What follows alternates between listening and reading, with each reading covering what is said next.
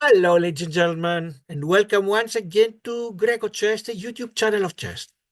I'm your host. My name is Harilos Eniziris, and we'll continue facing the chess.com bots. We are now in the advanced bots, and having gone through 12 out of the 20 bots, now it's time for bot number 13 that is rated 1900. But let's share the screen with you once again. Here we are. We completed the beginner boards, 15 of them, no problem. Intermediate, 15 of them, a few problems. Advanced, there are 20 totally. We completed the first 12 of this. Here, 6 plus 6. Well, we had some issues here and there. And by issues, I mean that we had some draws and some losses. And now it is time for the 13th of them, Miguel from Brazil, whose rating is 1900. My rating, United States Chess Federation, 1706. And in the chess.com, my rapid and my uh,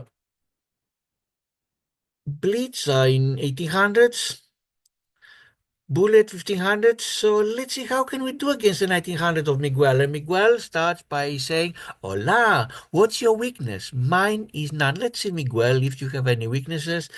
The problem is until now, we have to be very careful. If I played extremely careful, I would beat them. But for small mistakes, I would be punished. But let's see what are we going to do with Miguel 1900. I'm so excited. Like every bot, I'm going to face Miguel once with white and once with black. In fact, I'm going to play with white until I defeat Miguel with the white pieces and with the black, similar story. And only then I will consider myself having advanced to the next round. Let's see. I start on a pawn to e4 as usual. Miguel plays a Sicilian defense. Kasparov crushed Kramnik in a Great Sicilian back in 1994. You should look it up. Well, not during the game, of course. My knight to c3. Pawn to e6. Now, I can go with the Grand Prix, pawn to f4, or I can go the classical way, the standard way. Close Sicilian defense. I'll go the standard way, knight to f3. The Grand Prix, no matter what they say, it's an easy win for white. According to many YouTube streamers, in reality, it is a double-edged sword. Knight f6. What can I do?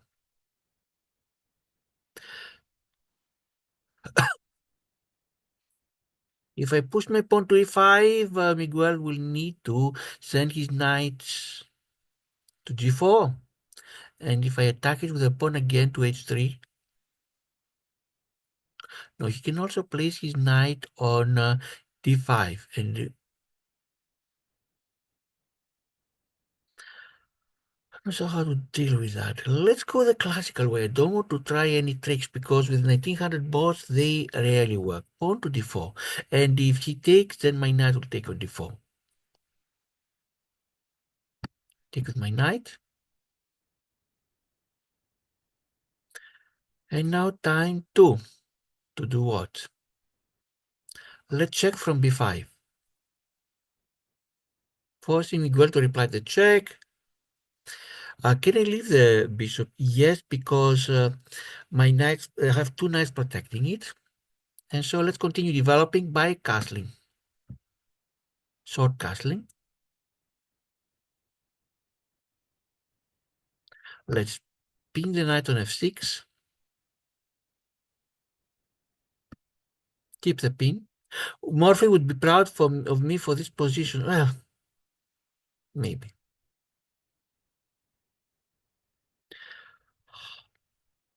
Bring the rook to e1 to more protection for the e4 pawn.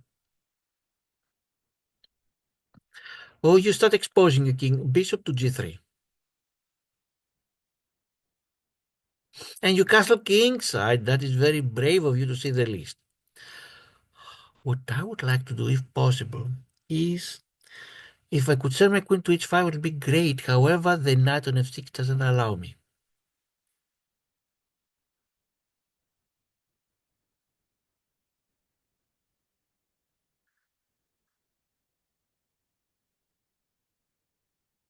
If I push my pawn to e5, the knight will take it. If I take your knight,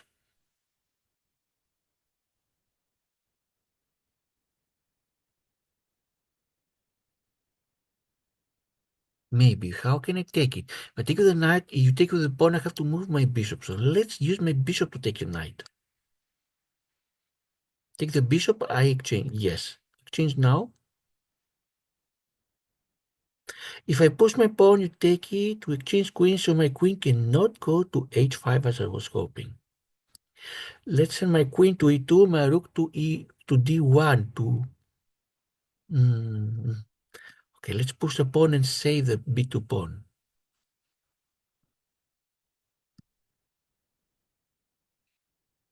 Let's send my rook to d1 to pin your d6 pawn, but your queen changes.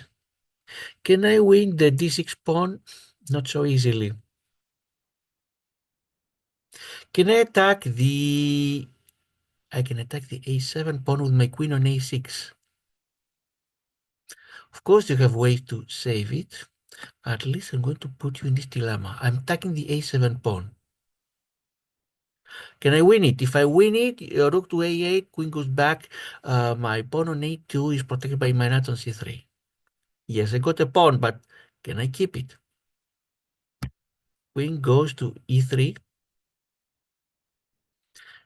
And also defending the knight on c3. Send my pawn to a4, so it is doubly protected also by my pawn on b3. So I have a nice chain c2, b3, a4. Let's do the arrows. Yes, I have a nice pawn chain. It's nice to have pawn chains. Now, what can I do? I have an extra pawn, but this does not guarantee the win, especially with a 1900 bot. What I want to do is give more life to my bishop on g3. The problem is if I move my pawn, my queen on e3 is the same diagonal of the king on g1, and it is dangerous.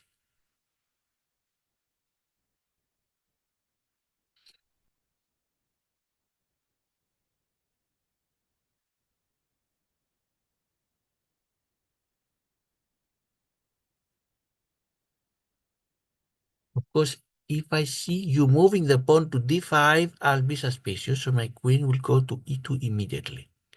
But let's push the pawn to f3, also more control of g4. Bishop to f2. So you cannot pin my queen on e3. Because I can remove it and still there's bishop defend my king. What else can I do now? What I would like to do, is, but it's not easy now, is attack the pawn on d6.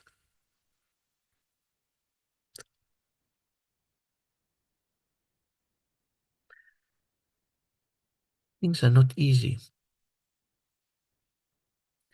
If I could exchange, it would be wonderful, but exchange what? With whom?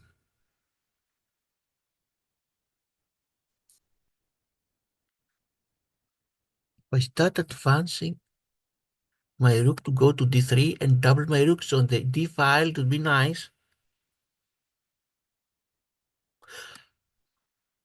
I could even win the d6 point, but on the price of an exchange. Oh, you are stuck. What I would like to do, can I grab the c6 pawn? If my knight goes to b4, I am attacking here. And if you move it, you create a hole here. Can I make my knight go to e2, g3, f5? That would be a nice plan. If it works. Yes, and I can check now. You saw it. If my knight goes to f5, I'm attacking. It has a nice outpost, as it's called, and it attacks the bishop on e7, also the pawn on c6. Ooh, danger level. If I take my knight, you win my other knight with your queen. But then I will also win the c6 pawn. Will this be good for me? Let's see, take it. Let's see what can happen. I'm still a pawn ahead. If I take it, you must take my knight. And then I take your pawn on c6.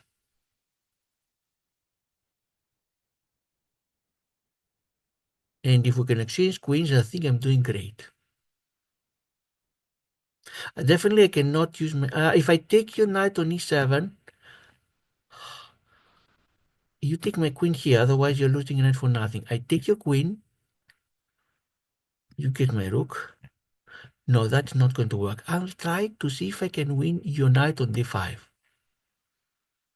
course, I'll take my knight on 5 and I win your pawn on c6. Any trap here?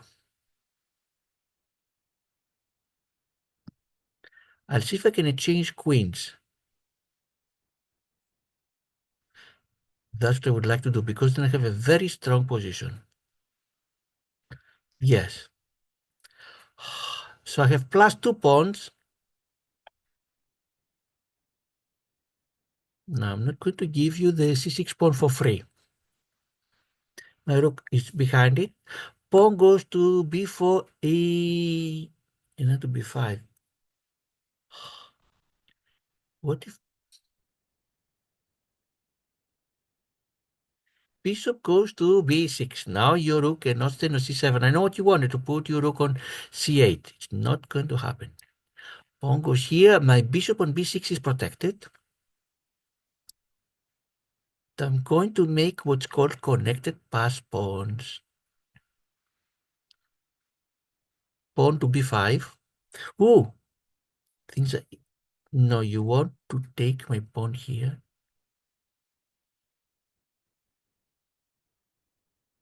What if my rook takes here? Yes, of course you'll win my pawn on b4. And I'm attacking you. I have still plus 2 now.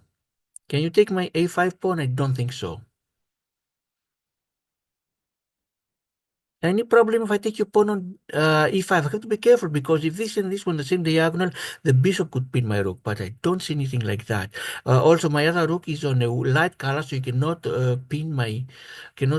skewer my two rooks, so I'm taking one more pawn. What else can I do?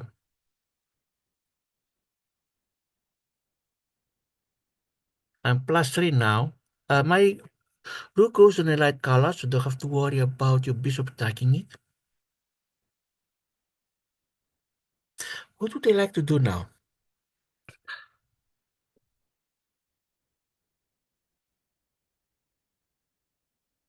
I want my c6 pawn to be safe and not depend on my rook on c4. So here we are. Goes to c7, one square away from promotion. Well, no, your h pawn is not going to promote. Let's stop it on its tracks.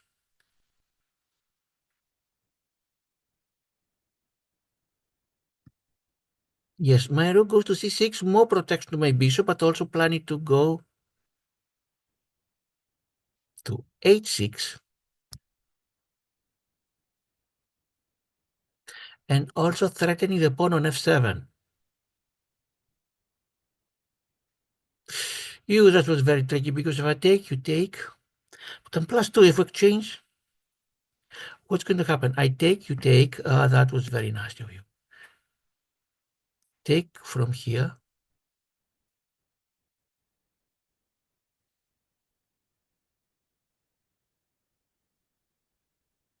I'm going to do something even nastier. I'm going to check from d5, check. So the king has to go to the 8 here.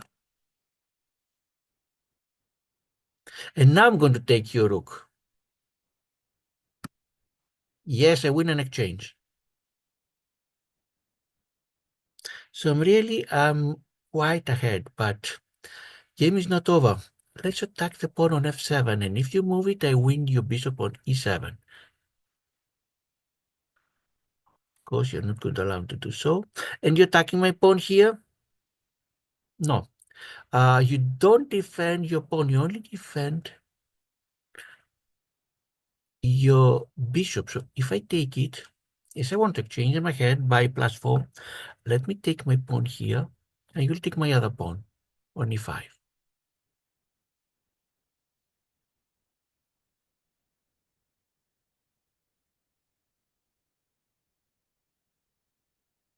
And I start pushing the pawn. Now I'm ahead by 2 pawns in exchange. So things look good for me, assuming I can keep it like that.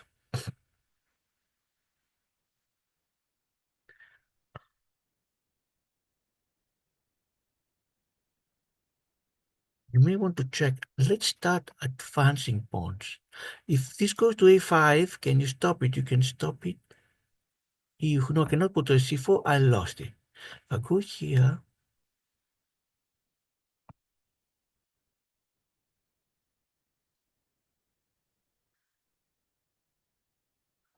I'm going to take your g pawn because of that pin. Your knight on e7 cannot defend it. Let's take the g5 pawn. And now your bishop is lost.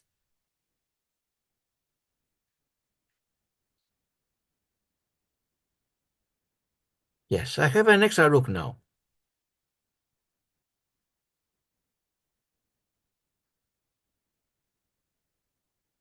Can we do ladder mat going downwards? If you take my pawn, you lose your rook. No, you didn't. Let's see how much downwards can you go.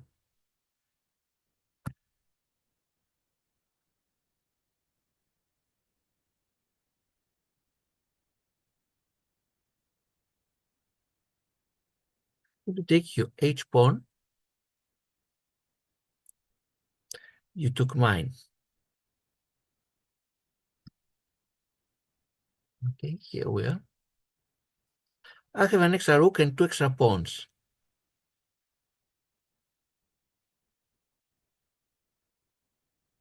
And I start pushing my pawns. And I don't think Miguel can do anything any longer. Even with the stew, even if somehow you win one of my rooks with the stew, I have 2 extra pawns.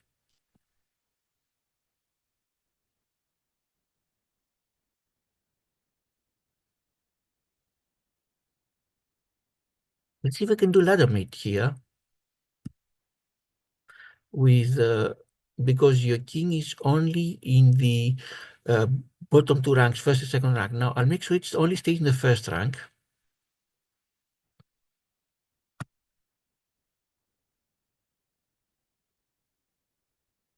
This is almost mate. Only your rook on b7 can stop it for a while.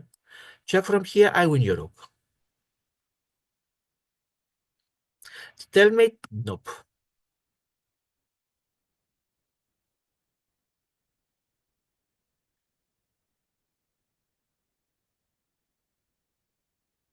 I'm going to do ladder mate now. I don't even need to promote any of my pawns to push them. You are now constraining the ABC files. Now the AB files in the A file.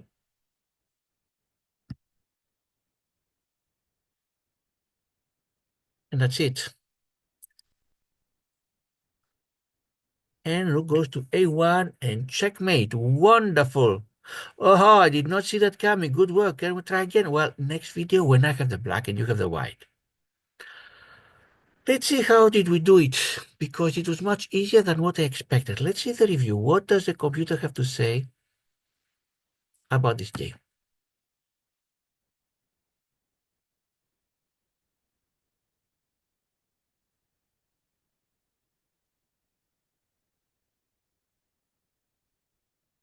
I had 90.8 accuracy, Miguel had 85.3. And I played as if my rating was 2350 and Miguel 2200. And no brilliant or great moves. 5 book moves each of us. Best 34 versus 28 for me. Excellent 25 versus 22 for me. Good 10 versus 7 for Miguel. Inaccuracy 6, Miguel 4 for me. 2 mistakes for Miguel. 1 miss for me and no blunders. And let's go move by move to see what does the computer of chess.com think about this game. Much easier than expected. Sicilian. I develop my two knights, but usually the other way around. Usually in Sicilian, most times players start first developing the knight on f3 and then on c3. But developing on c3 puts the opponent in a dilemma. They don't know if I plan to go the usual way with the knight on f3 or with the Grand Prix, the pawn to f4. Grand Prix, according to many internet videos of other streamers, is so easy for white that they say it should be banned. When I tried, it depends. If my opponent is even slightly careless, I can easily win. But if they play solidly, I have a very difficult time and usually lose. So I decided not to try it with Miguel. Now the exchanges, still book moves. 5 moves, book all of them. We finished. And what is the score? I'm ahead by 0.65, but that means nothing for now. Let's see when will the game start changing. Inaccuracy the check. I should have placed my pawn to g4. Well, it's not easy sending the pawn to g4 because you expose your king. You know you should not castle kingside after that. Well, you may attack the knight on that is on f6 and the later move goes to g5 and so what? Unless you know very well how to play it, not really big advantage. Okay. Computer wants my bishop to go back to e2. I prefer to have it there and continue developing because there are two knights defending the bishop. Bishop to g5, pin the knight on f6. Continue the pin. Computer would rather have my bishop go to e3 to provide more protection for the d4 knight. But if Miguel takes it, I check here. Miguel has to take back either with the queen or with the knight, and then let's do it again. I'll tell you because I already had in my mind how I would continue. So, once again. Miguel takes d4. I take d7 with a check. Queen takes back or knight, and then my queen takes here. And we are even. I have a nice queen in the center. That's what I was planning to do if Miguel took on d4. That's why I didn't think that Miguel needed more protection, that I needed more protection for my d4 knight. Let's continue. Unpins the knight, yes, because so long as the knight and f6 was pinned, he could not attack the e4 pawn, could not do anything else. Of course, the e4 was defended by my knight to c3. Rook to e1, more protection for the e4 pawn. Pawn to g5. A momentary attack on the bishop at h4, a one-move attack, but once my bishop goes to g3, you see what's happening is that the king side has been weakened very much. Can I take advantage? That's another story. But don't give weaknesses to the other side, meaning don't make weakness on yourself and give opportunity to the other side, even though the other side may not be able to take advantage. 10 moves have passed, and my advantage from 0.65 is down to 0.20. Game going to be very exciting. Let's see. Bishop to g3. Computer wants me first to take the knight. That's my bishop.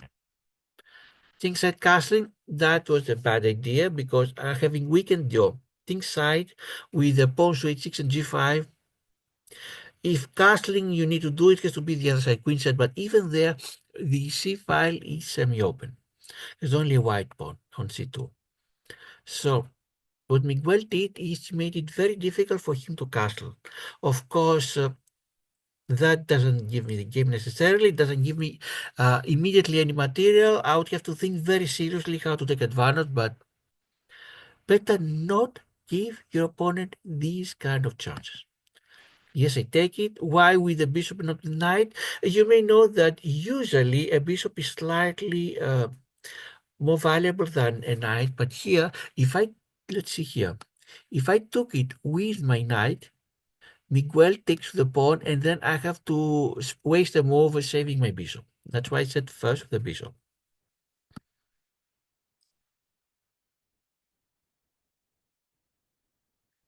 Then with the bishop, computer would rather have the pawn, because now I can exchange. So now both of us have won or lost one knight and one bishop. So Miguel doesn't even have the advantage of the two bishops. That's called. Computer doesn't like it, But look at the pawn on c6. It is unprotected. It is backward. One would have to push it to c5 not to be backward, then the d6 becomes backward. No companion on the b file. It could become a weakness. We do e2. What? Rook to b8. Attacking my pawn on b2 and facing my in a dilemma. I have to save it, more than one way to save it. Of course, knight can go to a4, but then knight can be attacked, then the pawn is lost. Pawn can go to b3 as I did, or rook can go to b1. Any of the two rooks. I decided to push it. Computer doesn't like it, wants me to attack the knight on f6. Oh, I pushed unnecessarily. And pawn to e5. Computer doesn't like it either. Wants queen to go to a5 and attack the knight on c3. We finished 15 moves. Still, the difference is very small. I'm leading by 0.82. Rook to d1. Computer wants my knight to go back, so my knight is safe. Queen to e8. Queen to a6. Attacking the pawn on a7. King to g7. That is a mistake because I got the pawn on a7 for free. Of course, I was thinking that in many cases, when you take these pawns with the queen, rook can go behind, attack the queen, and once queen leaves, there's a pawn hanging behind. But this time, my pawn on e2 was not hanging because of my knight on c3. So I can take it for free. Rook to e8. Queen goes to e3. Computer wants me to go to c7 and attack the pawn on c6. Rook to g8. Now the computer will go back and forth. Pawn to a4, yes, because I don't want to have only the knight on c3 attacking, protecting the pawn, because if my knight on c3 is attacked and has to leave, or if it's exchanged, then my pawn on a2 might be lost. Queen to c8. We finished 20 moves, and now after getting the extra pawn, I'm ahead by 1.94. Still not winning the game necessarily, but my position becomes so much better. Pawn to f3, yes, to liberate my bishop. I was scared, and I'll tell you what I was scared. If Miguel could place the bishop on c5 somehow, and especially a bishop protected by a pawn, if the bishop could jump and go here, my queen is almost lost. No, it's not. It's lost in two moves at most. If I want to protect it and put my rook, bishop takes the rook again, because of the pin of the same diagonal from c5 to g1. And that's why I wanted to make sure if I saw Miguel pushing the pawn to d5, still the bishop on c5 is unprotected, but if I saw him starting any such ideas, then I would do something to stop it immediately, like what I did later, even though it was not needed. Bishop to f2. So now, if bishop lands on c5 anyway, queen can go away, and there is no danger because the bishop on f2 is covering my king on g1. But one needs to think of these things in advance. You cannot afford to be shocked or surprised. It has happened to me in the past. I've learned from my lessons. Rook to g8. So Miguel is moving his rook back and forth on, and that is not a good idea without any plan. Rook to d3, rook to h8. Let's see how many times is he moving rooks.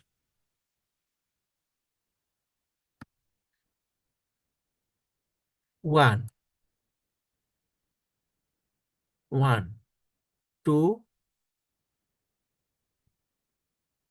three. The same rook three times. I'm doubling my rooks on the d file. Still, that doesn't give me anything immediately because of the bishop on e7, but I'm starting building pressure. Four times the rook, f8. Knight to e2, my knight to what? The computer wants me to create a triplet, the two rooks and the queen, usually called the Alekhine gun. But still, the bishop on e7 doesn't allow me to take the pawn unless I'm willing to give up an exchange. And this is the fifth time, I think, so the fifth time that the rook is moved. The fifth time in a row.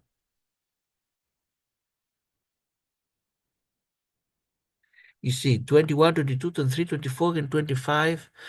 This is not a good idea, the same piece again and again, especially when it's not even attacked. If it's attacked, of course, you have to save it, even though it's not a good idea to end up in such a scenario. Usually, you're supposed to put a piece somewhere that is not going to be attacked. But especially when there is no immediate reason and the rook is not attacked and stays on the 8th rank, unable to do anything, instead of developing like the queen going to e6, this increases my margin. So without me winning any more material, my advantage is 3.81. More than double the previous one. In 5 moves, think of it. In 5 moves, the advantage was 194. And while I played my pawn, my bishop, my doubling my rooks, and trying to develop my knight, Miguel was moving his rook back and forth. From 194, my advantage became 381, slightly less than double. And without me winning any material, only improved my position. Lesson for all of us, for me, for you viewers, make sure your moves have a purpose. If I was Miguel's coach, I would immediately point it out. Let's continue. Knight to g3, my knight wants to go to f5 with a check and either win the knight on e6. If I could play a second move in a row, knight goes to a5 check and either win either here or here, at least a pawn. But of course, Miguel will not allow me. Now king goes to h8, so there is no check. When it goes to 5, attacks both the bishop and the pawn. The move I was expecting from Miguel is the only one that achieves both. His bishop goes to f8, but this deteriorates his overall position. Bishop stuck on the 8th rank. The two rooks and the queen cannot communicate. But Miguel found a nice move, a knight to d5. That attacks my queen. This is called danger level. So me, forget about the bishop, forget about the pawn. I must save my queen. But I found a nice combination that gives me an extra pawn. Of course, Miguel you see that the first reaction is, why should Miguel give me his knight? Because once he gives it, as I mentioned before, during the game, queen takes knight. But then I have an extra pawn. That's how I win a pawn, not a whole knight, but a pawn. I take it. Computer would rather have my rook take it. Because if my rook takes it, pawn takes, the other rook comes here, I don't lose my knight, but I have lost an exchange for a pawn. I don't see why. Of course, computer can see way ahead of me. So I win the pawn. Pawn to h5. I'm not sure if Miguel is trying to make an attack. I want to change queens, and computer thinks the best. Why? Because I'm already ahead by 2 pawns, and when you're ahead, better exchange. Not only that, look at the remaining pieces of Miguel. We have a bishop on e7 that is stuck by pawn on d6 and pawn on g5. One look at the corner, the other g8, a king starts at the corner. Pawns, nothing spectacular. I have at least 3 passed pawn, a4, b3, and c6. If we change queens, that is what's going to happen. And that is why, let's do it again. The passed pawn is a4, b3, c6. That is why I want to exchange queens if Miguel collaborates. He doesn't have to, but my queen will have a much stronger square in the center of the board if he refuses to exchange. Miguel decides to exchange. Computer would rather have the queen go back to e6, although this is an excellent move, not a bad move. I take back, yes. Before I take back 30 moves, what is the score? From 381, it's up to 435.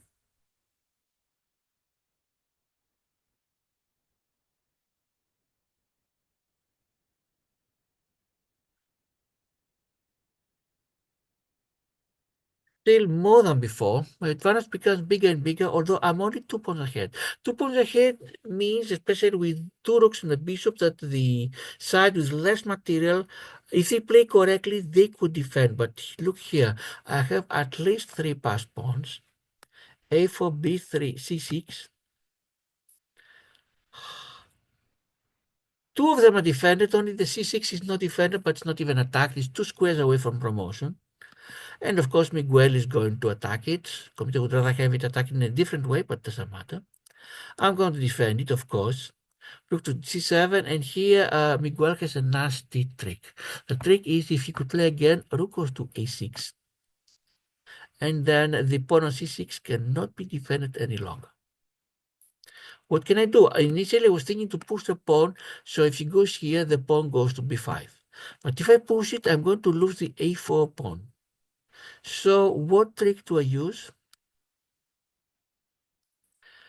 I send my bishop to b6. So Miguel needs to forget everything and send his bishop elsewhere to be safe. Where? Not too many squares. Basically, on c8 is the only one. But if he sends it to c8, the rook on a8 cannot go to c5. Can, this c square is not clear any longer for the other rook. Where can it go? Go to a7. It would be lost. Go to a6. I'll push my pawn to a5. Of course, he went here. And myself, to make sure that my bishop would not be under any danger, I send my pawn to a5. Computer would rather have my pawn go directly to c7, but I want, although my move is an excellent, I want first to safeguard my bishop, because the bishop on b6 protected by a pawn on a5 is very, very dangerous. What can Miguel do? At the very best, he may be able to exchange bishops, but then me being material ahead, why not? Miguel sends his king to g7, wants it to be near the action, it's too far away from the action. Pawn to b4, yes, continue advancing my pawns. Pawn to d5. We finished 35 moves. I'm ahead by 466. My advantage becomes bigger and bigger. What to do now? I decided, since I'm ahead, let's take the pawn. And with the rook. Why with the rook and not with the pawn? Because now attacking the other pawn if he takes back. Computer, however, would rather have the pawn take it, so I have connected past pawns. I'm going to have now. And of course, Miguel takes his bishop. Attacking my rook on c3. Also exerting pressure on a5. Currently, it's attacked twice. Once I move my rook, of course, cannot put it on c5. Once I move it, no matter where, the pawn is attacked twice by the bishop on b4 and the rook on a8, and defended twice by the bishop on a6 and the rook on d5. So for now, it is safe. Of course, I place my rook here, attack the bishop on b4. What can Miguel do? Because his pawn on e5 is under danger. If I could play again a second move, of course I would take the bishop, but if the bishop moves anywhere, it takes a pawn. Unless he moves it where? He can move it on d6 or c3 to defend the pawn, but then the bishop is lost. He moves it to e7. I take another pawn, and now I'm ahead by 3 pawns. Things become easier and easier for me. Still, I have to be very vigilant. Don't take the win for granted. Into f8. Rook goes to f5 to pin the pawn on f7. And also avoid my rook on the color. If my rook would end up in any of the squares in this diagonal, this dark colored, then Miguel might be able to win it with a pin. I have my rook pinned. I need to be careful, no need for dangers like that. And this danger is have my rooks on light colors, which is possible because Miguel does not have the light colored bishop. Pawn to c7, near promotion now, 1 square away, and also it's also defended by the bishop on b6. And I don't need to keep my rook on the c file. Pawn to h4, and let's see the score. 518, I'm leading after 40 moves. And let's see how game continues. Pawn to h3 to stop the pawn. I don't need any counterplay from Miguel's side. He was trying to see if he could do something with his g and h pawns. Unlikely to be promoted, any of them. If they exchange, he might be able to put rooks on the gh files. Still very unlikely, but not take chances. Rook to a6. My rook goes to c6. More protection for everybody. King goes to d7, attacks my rook on c6. My rook goes to h6. And Miguel thinks that he has a chance. He's going to win my pawn on c7. And when I saw it, I really thought that that's it, because if I take it, he takes my other rook, attacks my bishop. I have to think what to do, and game, I'm not saying it's even, but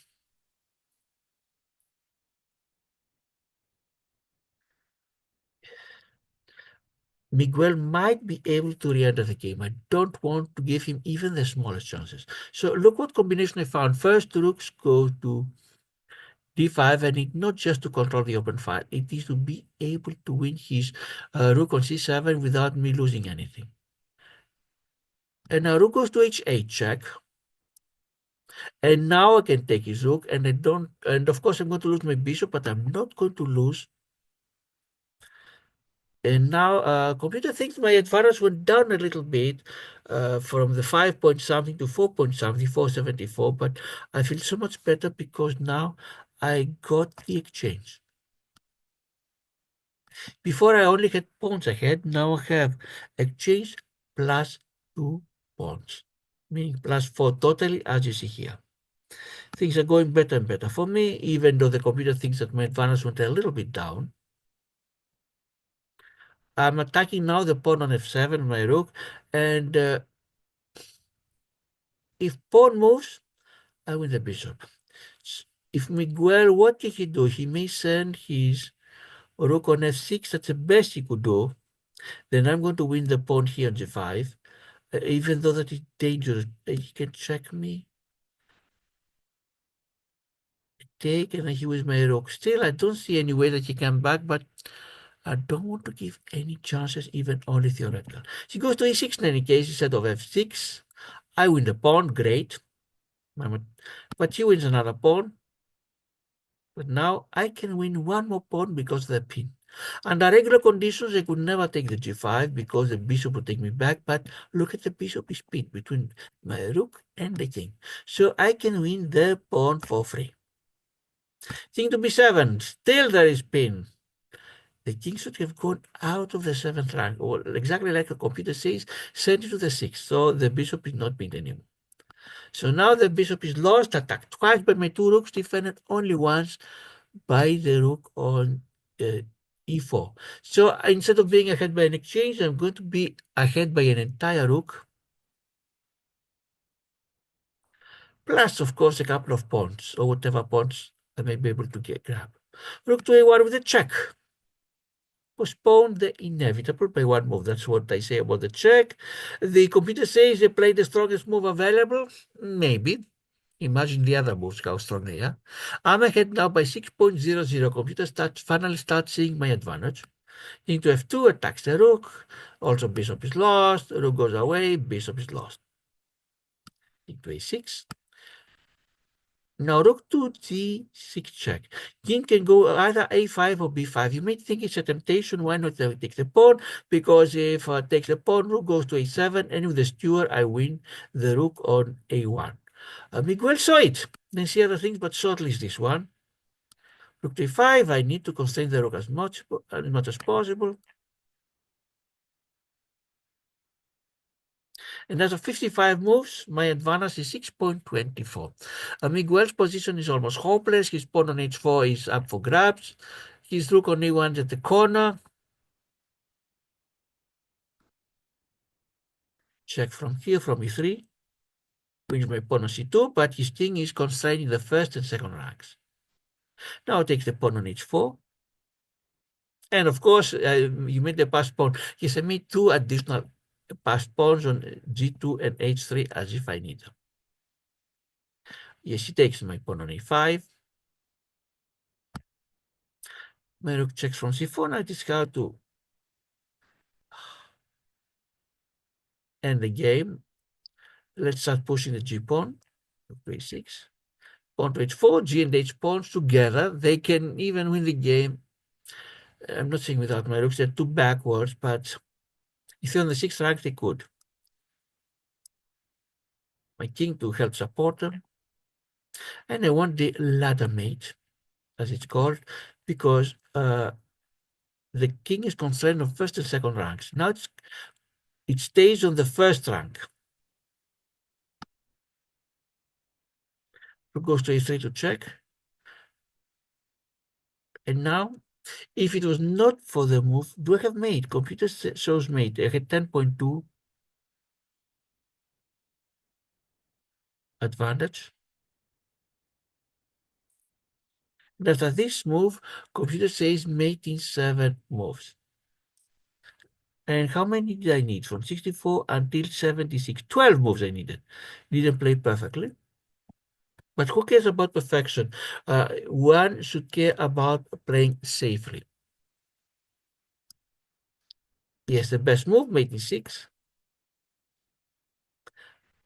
Now it's mate in 7. Yes, computer would rather have me change rooks because king is stuck in first rank and the king can go nearby and mate.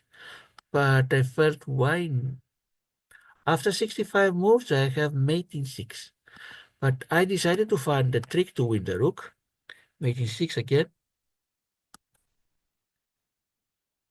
Not the best, but I'm constraining the king in the ABCD files.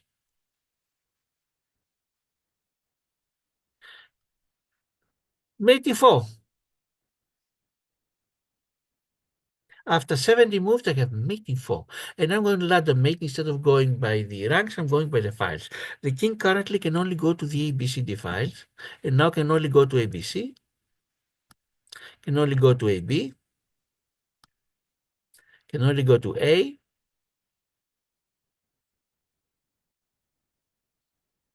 If computer wants me to play a silent move, like pawn to g4, or anything, and not move the rooks, because king will have to go to a5, and it's made directly, the fastest way. But I didn't see it. What did I play? Oh, I messed up. The king was on a6. That was well before. And instead of playing a quiet move, I send my rook to c1. King can escape for one move, go to a7, rook goes to b2, and that's it. So, Miguel, we've wrapped up the game with a textbook ladder mate, says the computer. But I had a very nice position.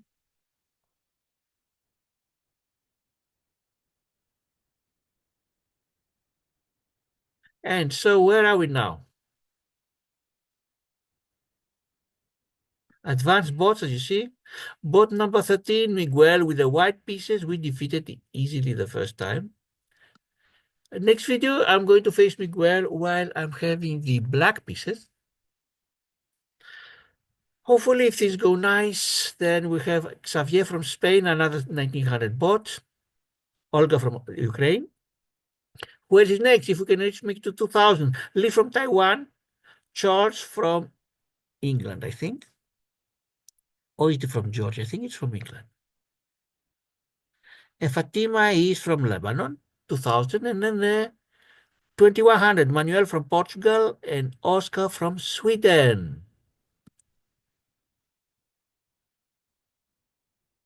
My dear viewers, have you faced the chess.com bots? How have you been doing? Of course, in addition to the beginner, intermediate, and advanced, there are other categories. In fact, if I completely advance, if my next goal is the master bots with 2200, Norva from Norway, Noah from Israel, Ahmed from, I think this is Egypt, then this is 2200, and Sakura from Japan, 23, Arjun from India, Francis from the Philippines, I think,